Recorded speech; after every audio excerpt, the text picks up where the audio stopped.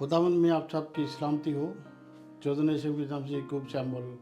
आज हम इसी तरह आगे बढ़ते हुए मरकस की किताब उसका 3 बाब उसकी 13 आयत से 30 आयत तक का मुताला करेंगे।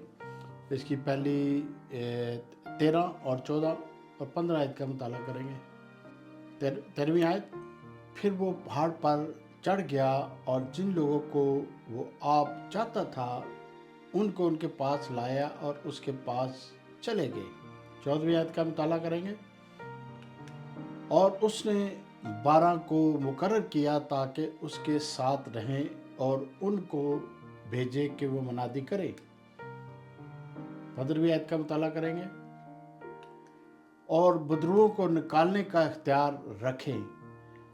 अजीजों, यसु अल मसीह ने अपने शागिर्दों को पहाड़ पर बुलाया जो कि नासरत में है या गलील के पास है। ये पहाड़ जहाँ यसु ने ये अपना काम मिनिस्ट्री शुरू की और अपने शागिर्दों को उसने वहाँ पहाड़ पर बुलाया और उनको तालीम देने लगे कि ये जो पहाड़ है ये जहाँ पर मुबारकबादियाँ कही गई यसु ने दी, वहीं पर उसी पहाड़ पर यसु ने मुबारकबादियाँ दी।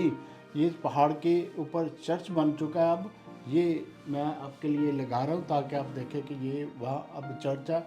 इसी जगह पर यसु अल मसीह ने अपने शागिर्दों को तालीम देना शुरू की और मुकर्रर करना शुरू किया ताकि लोगों के अंदर से अब्लिसी कुव्वतों पर फतह हासिल करें और उनको उनके जिस्मों के अंदर से निकाले ताकि लोग शिफा याब हों और लोग बिल्कुल ठीक ठाक हों, क्योंकि बदरुओं ने अब्लिसी कुव्वतों ने लोगों के जिस्म के अंदर प्रवेश किया होता है। लोगों के जिस्म के अंदर जाके तरह तरह की परेशानी में लोगों को मुब्तला करते थे और ये यीशु के जो शागिर्द थे उनको वहाँ पर ये ख़ास यीशु की तरफ से तालीम दी गई और कुव्वत दी गई ताकि ये काम करें और लोगों के अंदर से बीमारियाँ और बदरुएँ और तरह तरह के परेशानियाँ उनको उनके अंदर से निकाले ताकि वो शिफा याब हों और वो अपनी ज़िंदगी में फिर गुनाह ना करें। आयत का मुताला करेंगे। कलाम मुक़द्दस में लूका 6 बाब उसकी 12 आयत का मुताला करेंगे। और उन दिनों में ऐसा हुआ कि वो पहाड़ पर दुआ करने को निकला और खुदा से दुआ करने में सारी रात गुजारी। अजीजों, यसु अल नासरी ये पहाड़ पर जब गए तो ये सारी रात दुआ में ठहरे रहे, क्योंकि दुआ में इसलिए ठहरे रहे क्योंकि सुबह यसु ने अपने शागिर्दों को बरकत देनी थी, हर तरह की बरकत देनी थी और हर तरह का इख्तियार देना था ताकि लोगों के अंदर से बदरू में उनको शिफा दें, उनको मुर्दों को ज़िंदा करें, बड़े बड़े काम करें और बलीस पर फतह हासिल करें। ये यसु ने सारी रात दुआ की और अपने जो चाहने वालों और मोहब्बत करने वालों और जो यसु के ख़ास शागिर्द थे उनके लिए ये सारी रात दुआ करते रहे। तो इसी तरह आगे बढ़ते हुए देखते हैं। इसी तरह आगे बढ़ते हुए यूहन्ना 14:22 का मुताला करेंगे। शायद उस यहूदा ने जो इस्करियोती नाम था उससे कहा, आए खुदावन, क्या हुआ कि तू अपने आप को हम पर ज़ाहिर किया चाहता है मगर दुनिया पर नहीं। ये यहूदा इस्करियोती जो यीशु का शागिर्द बन चुका था, पहली बात तो ये एक लालची था, एक गर्ज की सूरत में ये आया था यीशु के पीछे। तो उसने कहा कि तो हम पर तो ज़ाहिर करता है लेकिन दुनिया पर अपने आप को ज़ाहिर नहीं करता। आज तो यीशु इसलिए दुनिया पर ज़ाहिर नहीं करता था, यीशु ने अपने काम को मुकम्मल करना था। यीशु जानते थे, बनी इसराइल के मतलब जानते थे, यीशु उन लोगों को जानते थे, उन रवायात को जानते थे जो लोग दुनियावी रिवायत पर पड़े हुए थे। वो जानते थे कि ये मेरे काम में रुकावट दुश्वारियाँ पेश करेंगे और उन्होंने की। तो इसी तरह आगे बढ़ते हुए देखते हैं। अजीज़ों, मरकज़ 3:20 का मुताला करेंगे। और इतने लोग फिर जमा हो गए कि वो खाना भी ना खा सका और इतने लोग जमा हो गए कि वो खाना भी ना खा सका। अजीज़ों, जब यीशु के बारे में लोगों ने सुना لوگ اتنے زیادہ کس کثیر تعداد میں جمع ہو گئے کہ جیسس کھانا بھی نہ کھا سکے. ان کو ٹائم لوگ اپنی پرابلم لے کر آ گئے, لوگ اپنے مسئلے مسائل لے کے آئے. کسی کو پریشانی تھی, کسی کو فائنینشلی پرابلم تھی, کسی کے ہاتھ ٹیڑھے تھے, کسی کی آنکھیں نہیں تھی, کسی کے اندر بدروئیں تھی. طرح طرح کی مشکلات لے کر یسوع کے چوگرد ہو گئے. تو یسوع تو دنیا میں آئے اسی لیے تھے کہ لوگوں کے مسئلے مسائل حل کریں, لوگوں کی پریشانیاں دور کرے, ابلیس کی قوتوں سے دور کرے, ابلیس سے بچائے اور لوگوں کے جسموں کو بحال کرے تاکہ وہ یہ ساری بیماریوں سے شفا لے. تو اسی طرح 21 آیت کا مطالعہ کریں گے. آیت کا مطالعہ کریں گے. جب اس کے عزیزوں نے یہ سنا تو اسے پکڑوانے کو نکلے, کیونکہ وہ کہتے تھے کہ وہ بے خود ہے, بے خود کہ وہ اپنی مرضی کا مالک ہے, وہ کسی کی نہیں سنتا. یسوع کے بارے میں یہ ساری جو وہاں پر فقی فریسی یا دوسرے جتنے لوگ تھے یسوع کے پیچھے پیچھے رہتے تھے. اسی طرح 21 آیت کا مطالعہ کریں گے. وہ اس کو پاس بلا کر اس سے تمثیلوں میں کہنے لگے, شیطان کو شیطان کیسے نکال سکتا ہے. 22 آیت کا مطالعہ کریں گے. اور وہ فقیہ جو یروشلم سے آئے تھے کہتے تھے کہ اس کے ساتھ بعض بول ہے, اور وہ یہ بھی کہ وہ بدروؤں کے سرداروں سے سرداروں کی مدد سے بدروؤں کو نکالتا ہے. انہوں نے الزام فقی فریسی جتنے بھی لوگ یسوع کے پیچھے پیچھے تھے, یسوع کو واچ کرتے تھے, وہ کہتے تھے بعض بول کی مدد یسوع ان کو بدروؤں کو نکالتا ہے. تو انہوں نے بڑا احتجاج کیا اور لوگوں کو بھارنے کی کوشش کی کہ یہ اس طرح یہ کام کرتا ہے, اور یسوع کو وہ نہ جانے پہچانے کہ یسوع کیا کرتا ہے. اور پھر 23 آیت میں پڑھتے ہیں. وہ ان کو پاس بلا کر ان سے تمثیلوں میں کہنے لگا, شیطان کو شیطان کس طرح نکال سکتا ہے. یسوع نے پھر ان کو تمثیلوں میں بیان کیا کہ وہ شیطان کو شیطان کس طرح نکال سکتا ہے. آپ دنیا کے اندر واچ کر سکتے ہیں, دیکھ سکتے ہیں, بہت سارے دنیا میں ایسے لوگ ہیں جو جادو منتر ٹونے پتہ نہیں کیا کیا کرتے ہیں, یا ہندوستان میں یا طرح طرح کے کام دیوی دیوتا کیا کرتے ہیں, لیکن وہ کسی کو کسی کے اندر سے آزاد نہیں کر سکتے, کیونکہ وہ شیطان کیسے کسی کو آزاد کر سکتا ہے. تو اسی طرح یسوع نے یہاں پر ان کو یہ کہا, شیطان کو کس طرح آزاد کا, اگر وہ اس طرح کرتا ہے تو وہ اپنے خود کا دشمن ہے. تو یہ عزیزو اس طرح یہ بہت زیادہ وہاں پر مسئلے مسائل پیدا ہونے شروع ہوئے. اس طرح آگے بڑھتے ہوئے 24 آیت کا مطالعہ کریں گے. اور اگر کسی سلطنت میں پھوٹ پڑ جائے تو گھر قائم نہیں رہ سکتا. کوئی گھر یا سلطنت یا کچھ بھی یا کاروبار کے سلسلے میں بانٹن میں پھوٹ پڑ جائے تو وہ کبھی بھی قائم نہ رہ سکتا ہے, کیونکہ یہ پھوٹ پڑانے والا کون ہے؟ شیطان.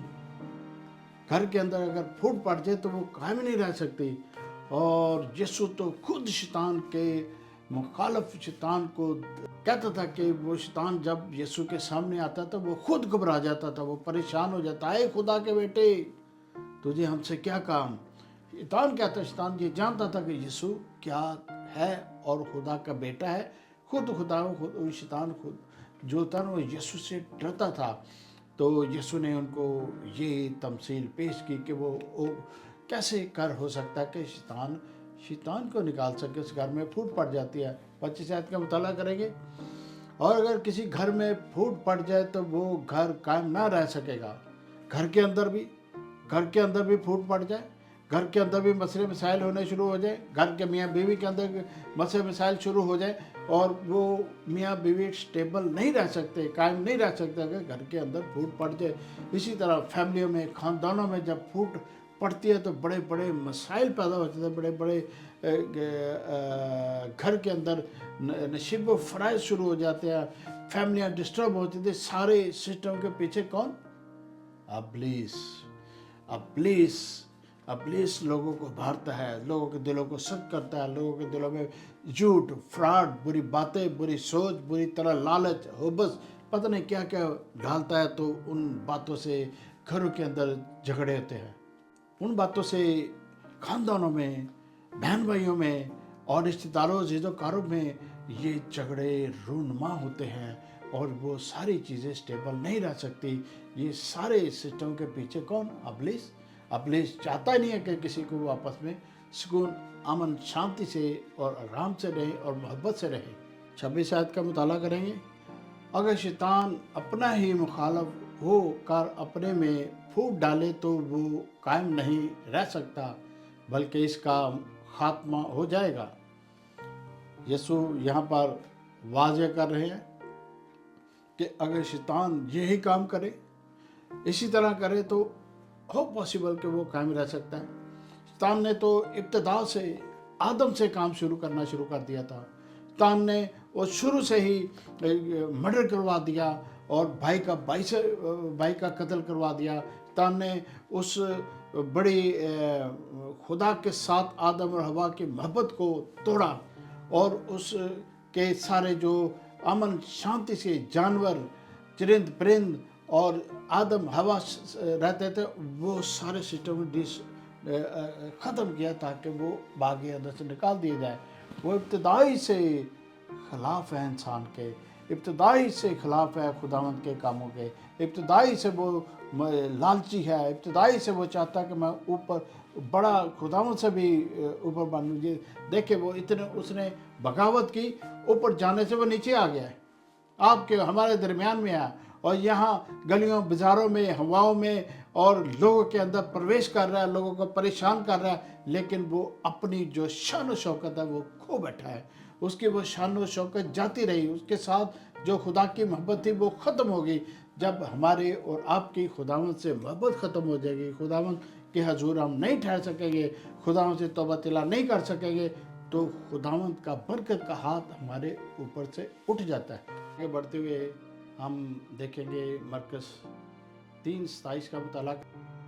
लेकिन कोई आदमी किसी जोर आवर के घर में घुसकर उसके माल सबाब को लूट नहीं सकता जब वो पहले उसे जोर आवर को ना बांध ले, तब उसका घर लूटा जाएगा।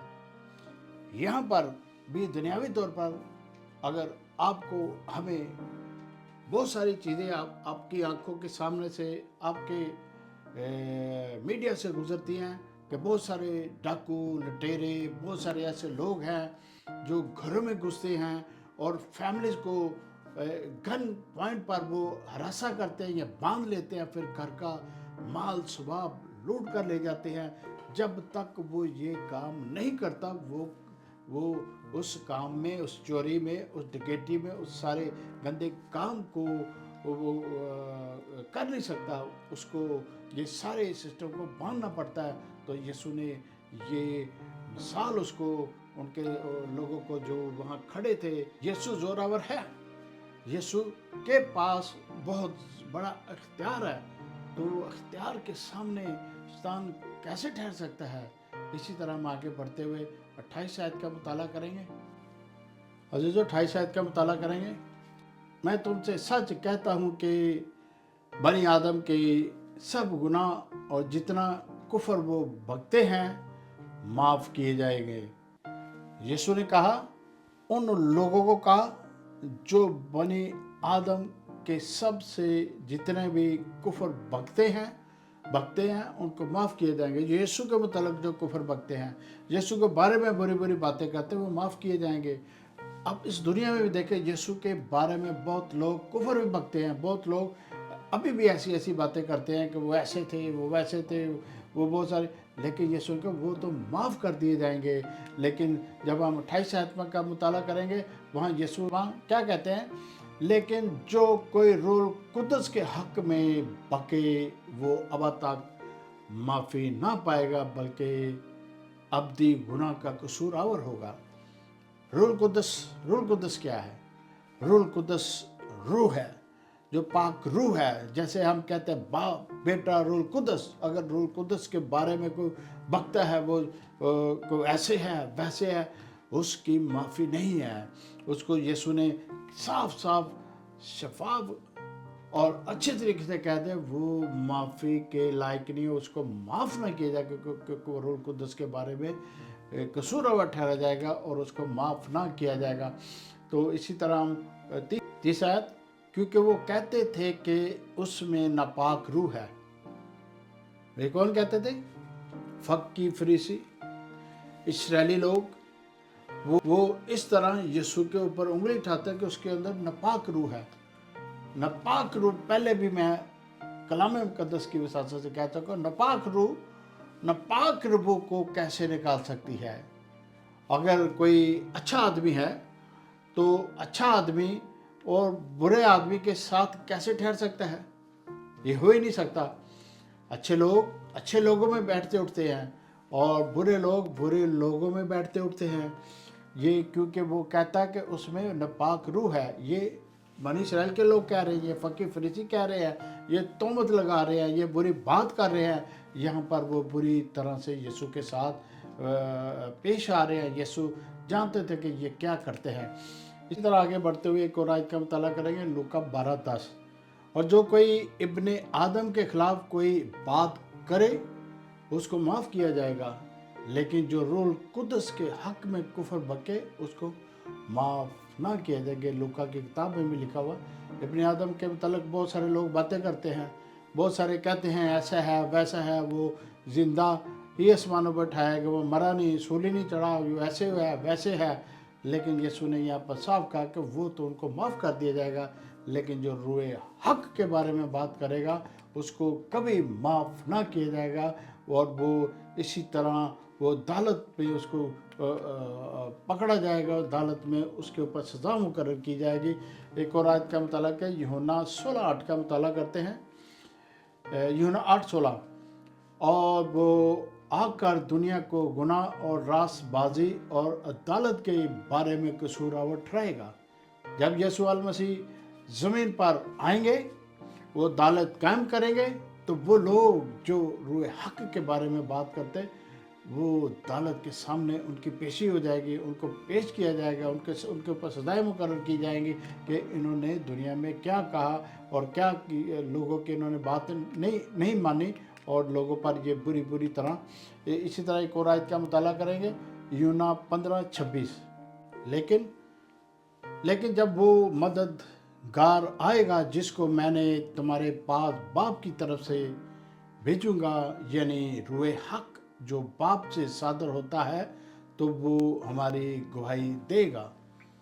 आपके सामने, हमारे सामने, मसीहों के सामने, या वो रूए हक जो दुनिया में आता है, वो हमारे और आपके दिलों को तब्दील करता है और आपके और सारे रास्ते सीधे बनाता है। ये रूह हक हमारी मदद करता है।